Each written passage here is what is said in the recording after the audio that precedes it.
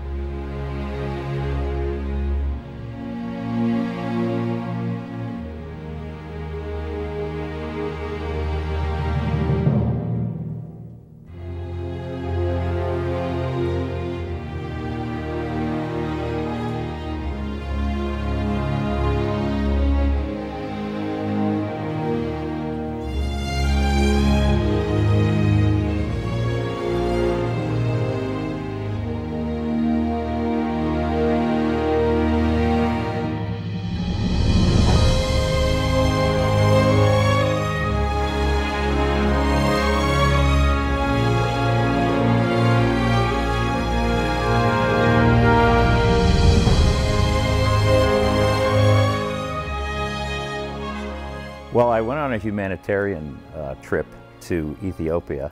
I was up in Debre Birhan, which is a relatively remote village up in the mountains. And we were interviewing some young girls, kindergarten age. And this one little girl came up. She had this white fuzzy hat on, which is really unusual because none of the other little girls had a hat on. And she walks up and she sits in a chair. And the only English she knew at that point was, "My name is Honey and I'm an orphan." And it just struck me, and I didn't realize what had occurred. I was talking to another person who was on the trip with me, and I said, "You know, I don't think I feel very well." I said, my vision kind of narrowed when I was in there, and my stomach was, kind of butterflies in my stomach. And I said, I hope I didn't get something. And she said, I don't know if she called me idiot or dummy, but "You dummy, that's love." Her father and mother had passed away. She was way out in the country. And her grandparents, I think on her maternal side, had her in their village and really weren't interested in having her transfer to her other grandmother, who actually had a much better opportunity for her to have a life. Long story short, the grandmother up in Debre Birhan sent the two aunts, one's 23 and one's 19, and they walked, I think it was something like 12 hours one way. When they were at the village, half the village had been burnt down, and we don't know why. And Honey was walking barefoot and had burn blisters on the soles of her feet. So as a result, the aunts negotiated with the other grandparents that they wanted to take her to the doctor. And they basically took her permanently because she was 6 at that time, and there was a high probability that she would have been contracted in marriage the following year at the age of 7.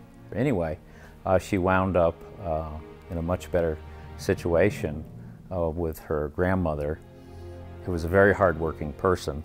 I think she worked 7 days a week to basically get free grain for their meals, and subsequently discovered that her aunt had been in nursing school I think she'd cut hair for a number of years to save up enough money, and she'd completely run out of money.